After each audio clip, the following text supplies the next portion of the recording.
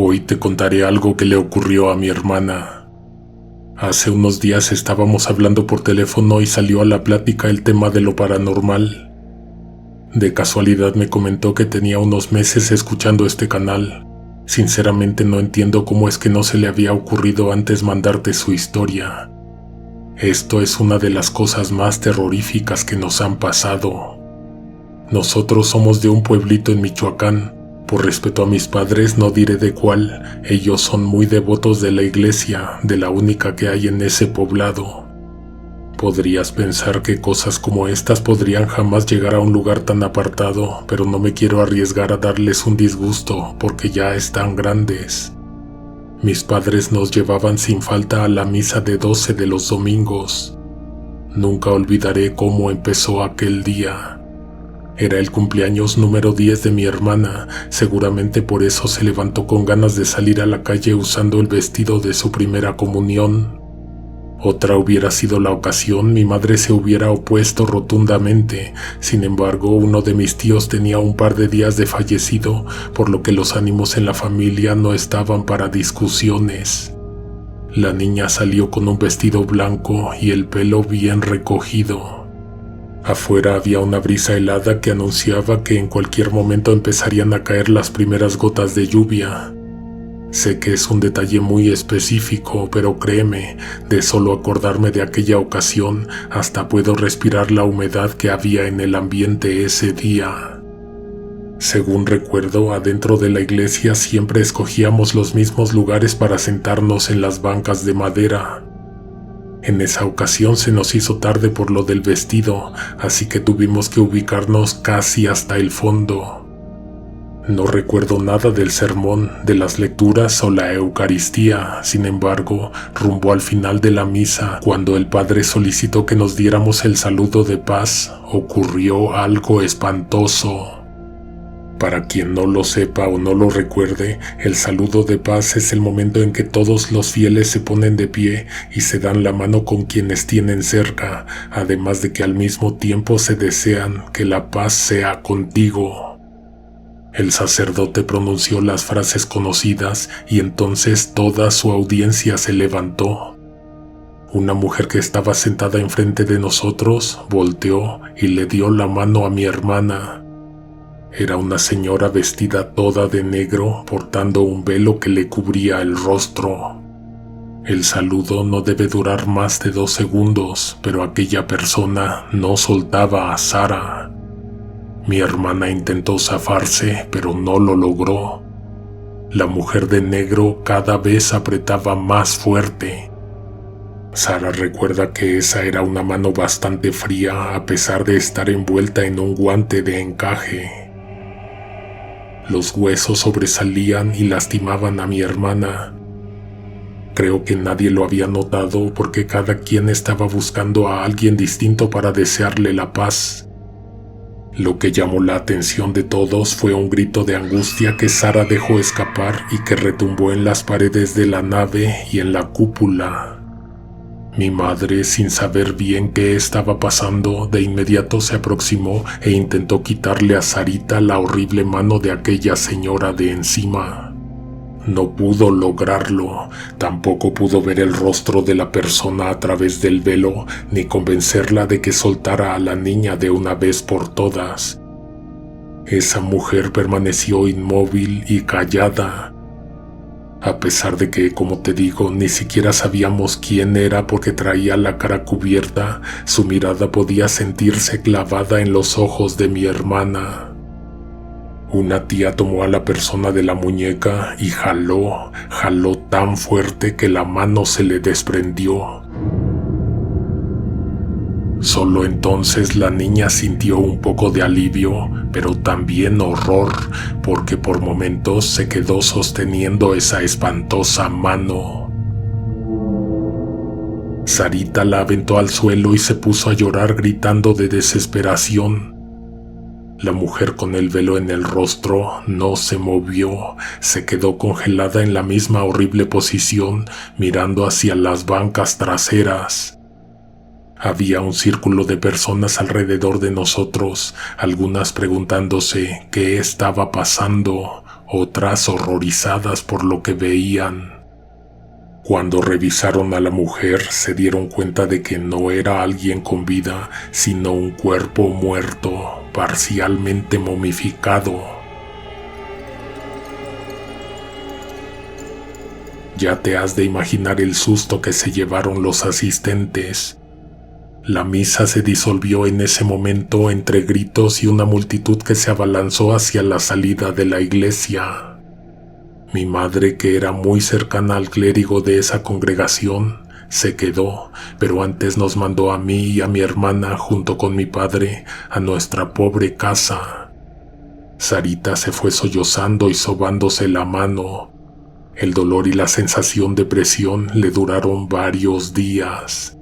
Sé que todo esto es horrible e inexplicable, pero un poco más tarde, mi madre llegó de la iglesia con noticias aún más terroríficas y desconcertantes. Esa persona no era conocida en el pueblo, nadie la había visto antes y su cuerpo, que debía estar enterrado, no hacía falta en ninguna tumba del cementerio de la localidad. Unos días adelante se corrió el rumor de que en un pueblo cercano alguien había exhumado un cuerpo y lo había robado. Todo coincidía, solo que no se tenía certeza de que realmente hubiera sido extraído por un tercero. Algunos llegaron a pensar que esa mujer salió de aquel panteón por su propia cuenta, porque de lo contrario no había explicación para el hecho de que, casi al final de la misa, se había puesto de pie y había tomado la mano de mi hermana.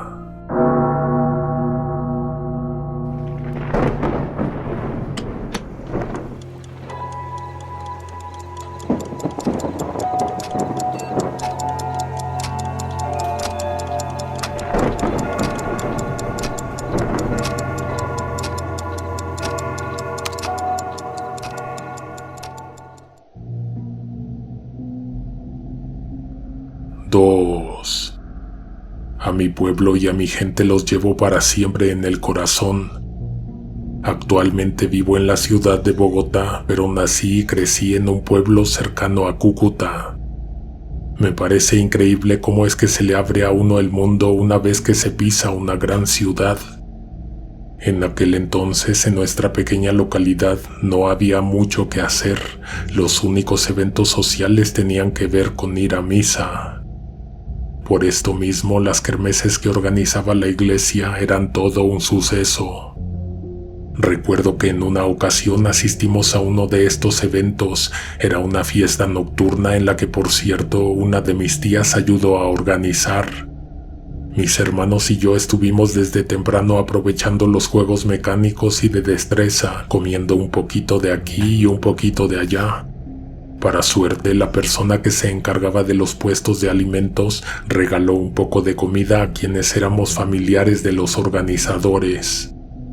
En ese entonces recuerdo que mi madre no se sentía bien, por lo que nos dejó a cargo de mi tía.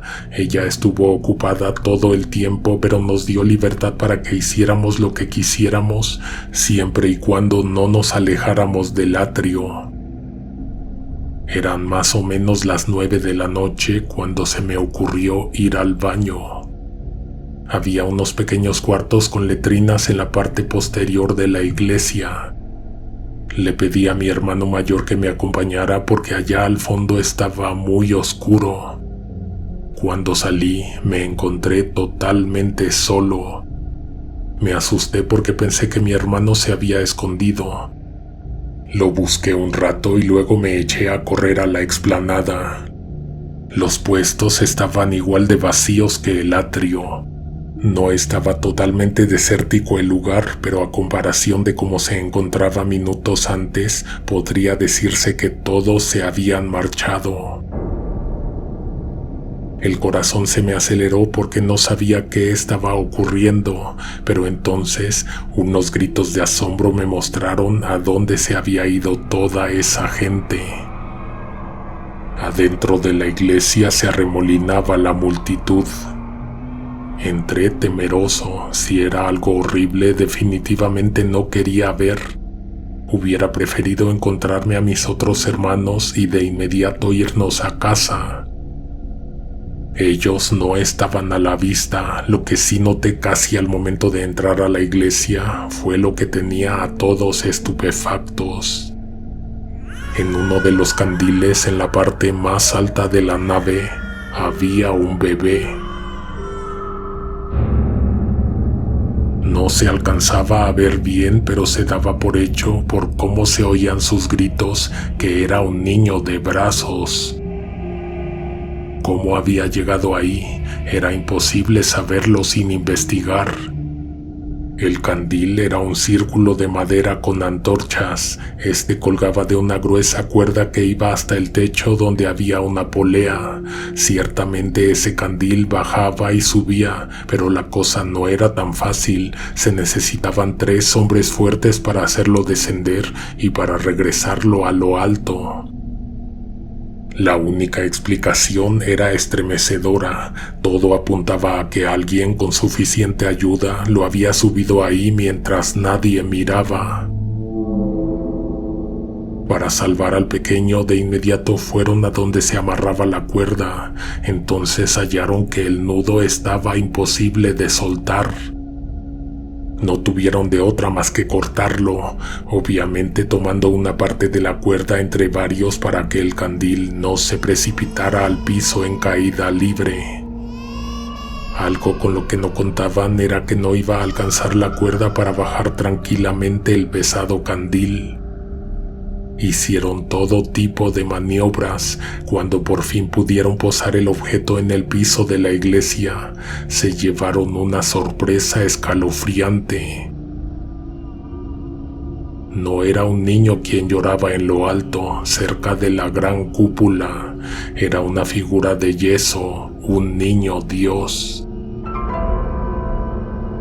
El padre estaba tirado de rodillas, clamando que esa figura había desaparecido desde el año pasado. Lo que nunca entendí es por qué lo llevaron cargando hasta el atrio de la iglesia, lo rociaron con gasolina y le prendieron fuego. Entiendo que esta anécdota nunca haya salido del pueblo. Nadie de las personas que conozco la había oído antes. Casi todos en el poblado estuvimos cuando sucedió, por lo que los días posteriores no se escuchó discusión al respecto. Mi tía, antes de llevarnos de vuelta a casa, nos dijo que no le dijéramos nada a nuestra madre, porque un susto como ese la podría poner peor. Afortunadamente, la semana siguiente salió de la enfermedad. Lo que bien recuerdo es que en su cuarto ella también tenía un niño Dios. Cuando nos preguntó que por qué lo tapamos con una frazada, solo le dijimos que porque no queríamos que le diera frío, pero la verdad es que nos aterraba su existencia después de lo del niño en el candil. De hecho, hasta el día de hoy, esas figuras me ponen a temblar.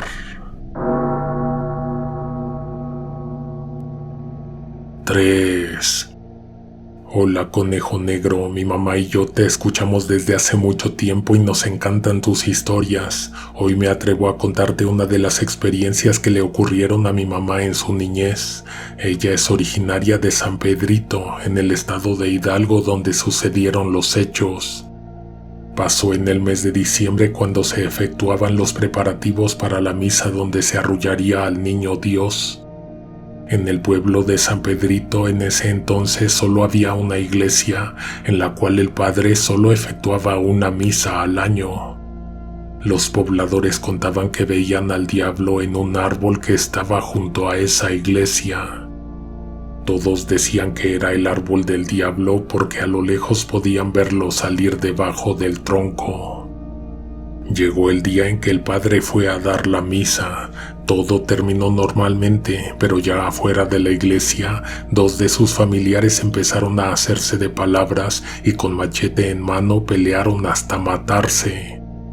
Algunas personas pudieron percatarse de que en el oscuro árbol se encontraba el diablo presenciando la escena. Aquel horrible ser bailaba mientras mostraba a todos una terrorífica sonrisa. Los pobladores asustados contaron al padre lo que habían visto. Sin pensarlo mucho, él se decidió a ordenar que cortaran el árbol. Al momento en que estaban escarbando para sacar las raíces, hallaron el nido oculto de una cerda con sus puerquitos. Todos estos animales tenían los ojos rojos. El sacerdote pidió a los pobladores que echaran a los animales en un costal para llevarlos a tirar a un barranco. Los valientes que lo hicieron relataban que el interior de las bolsas se retorcían como si hubiera personas dentro. Mientras los tiraban al vacío, el padre los roció con agua bendita. Al parecer, esa fue la solución, ya que después de eso, jamás se volvió a ver al diablo en el árbol.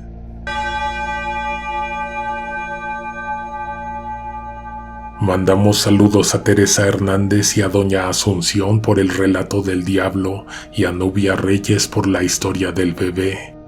Nos quedaron pendientes un par de historias, pero solo ustedes pueden decidir si quieren escucharlas después. Nos escuchamos pronto con más estrenos. Hasta la próxima. Alguien te observa en la oscuridad.